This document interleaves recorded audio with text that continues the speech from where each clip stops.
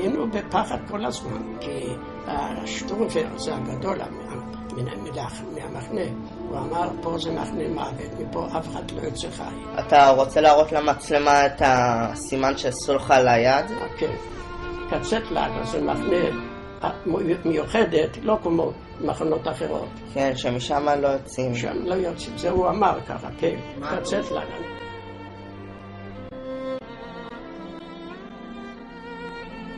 את האמת שאני שוכב, אז נכנס לי כל התמונה, מה אני עברתי, מה אני עשיתי, ולא עזר כלום. פשוט היה לי מזל שנשארתי בחיים. לאבא שלי שפר מזלו. כן. הוא היה בחור צעיר, הוא היה חסון, הוא היה ספורטיבי. אתה רואה, יש לך פה תמונות של סרט כדורגל. כן, ראיתי. עכשיו, היות והוא היה חסון והוא היה ספורטיבי, הוא היה נחוץ לתעשייה הגרמנית, לעבודה. וזה המזל שלו. הוא לא יחד שנים, אבא של יהושע, הסבא, לדבר על זה. באמת באו מיד ושם. תמיד דחה, הוא לא יכול היה לדבר, זה היה לו קשה מאוד. לא יודעת מה עבר, אבל בשנים האחרונות הוא מוכן יותר להיפתח.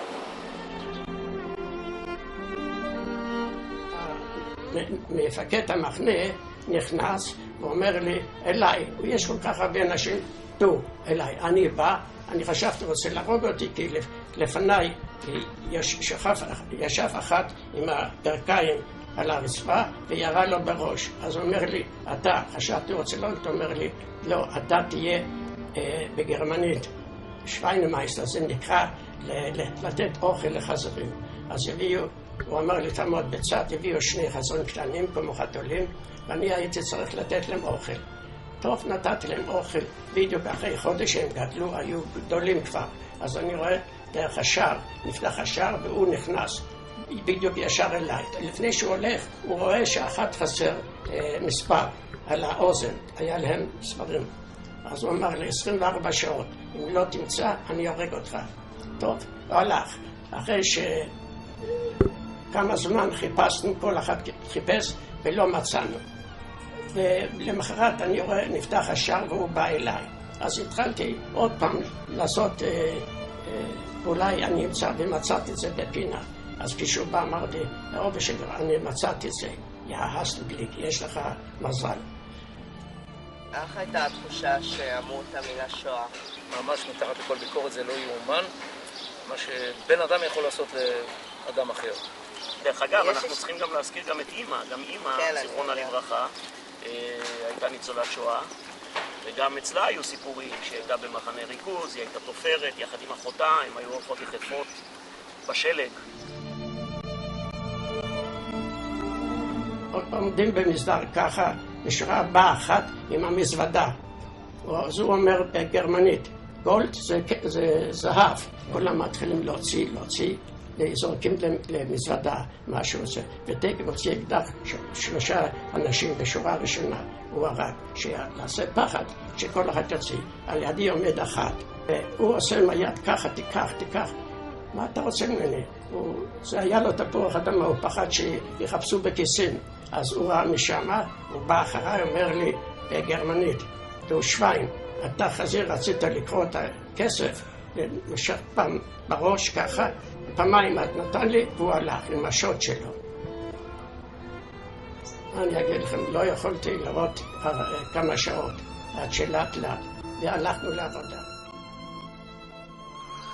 כאילו איזה סיפור היה הכי קשה לך? הכי קשה לי זה היה הסיפור שתמיד אבא ואמא אמרו שלא היה להם מה לאכול, שהם היו מתקיימים במשך 24 שעות או מקליפה של תפוח אדמה או מחתיכה או מהחלק הקשה של הלחם.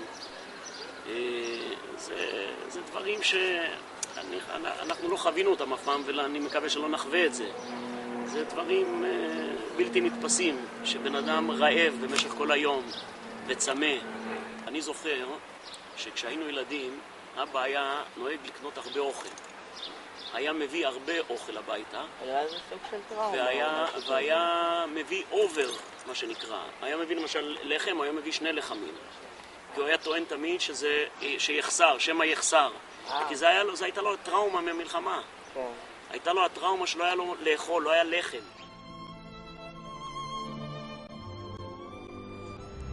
ואחר כך ברח אחד, רוסי ברח מהקבוצה שלנו, היינו 50 איש.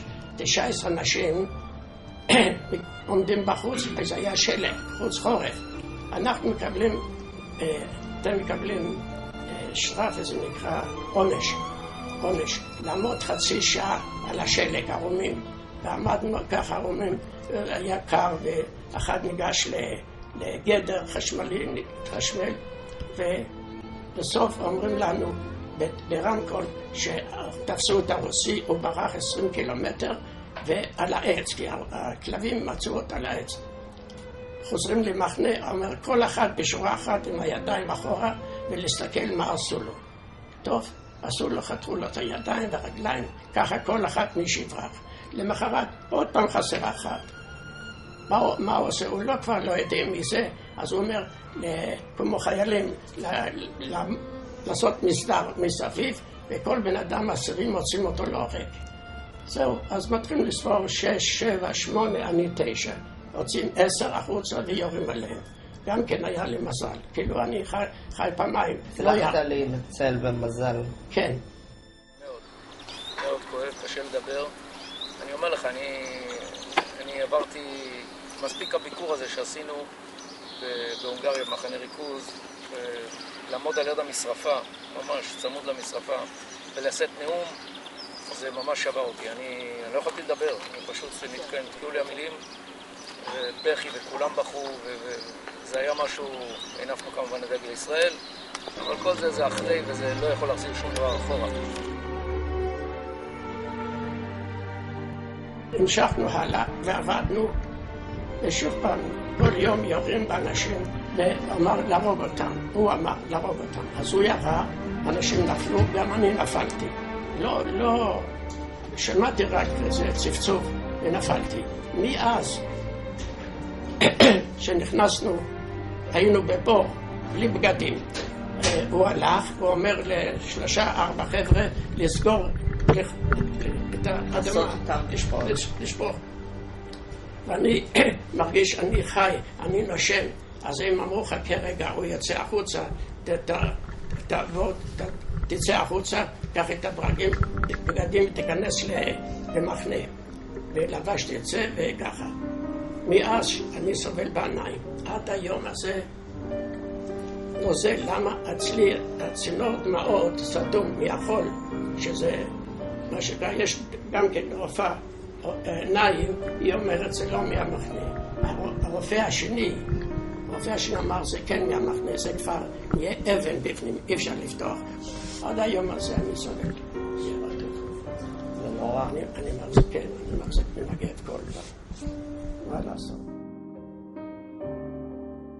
בסוף הלכנו מהמחנה ברגל, לא היה לי כוח ללכת, עוד אחת היה אחריי, אחרון, אז הוא לא הלך מהר, והגרמני, השומר שהולך, חייל, הלך, ירה בו, הוא נפל. עכשיו אני מסתכל כל זמן אחורה, אם אני לא נשאר אחרון. פחדתי גם כן, המשכתי ללכת עד שהגענו למחנה אחד, ושוכבים, אנחנו שוכבים כולנו. ופתאום הגיעה פקודה שחיילים שיבואו ולהרוג אותנו את הקבוצה. אז אנחנו עומדים בפינה, באים חיילים, איך שלפני שהם מרימים את הקרבים, מקבלים פקודה, לברוח, כן. תקלוק ושנל ככה, להשאיר את מכונות ירייה. אולי שקלתי 32 קילו. חלש, לא יכולתי ללכת. מזל שהגיע אמריקאים, ג'יפ אמריקאי ומצד ג'יפ רוסי, והאמריקאים לקחו אותי, כל הקבוצה, למחנה אחת של הגרמנים, ונתנו כל יום אוכל.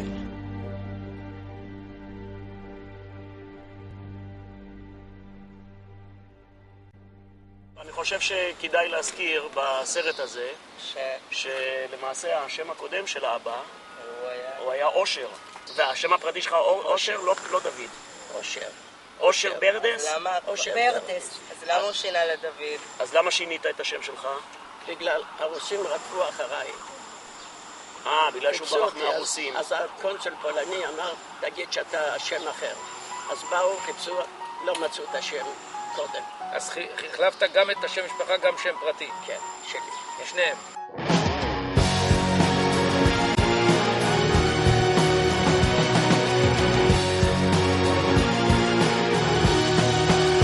פסט טנדר.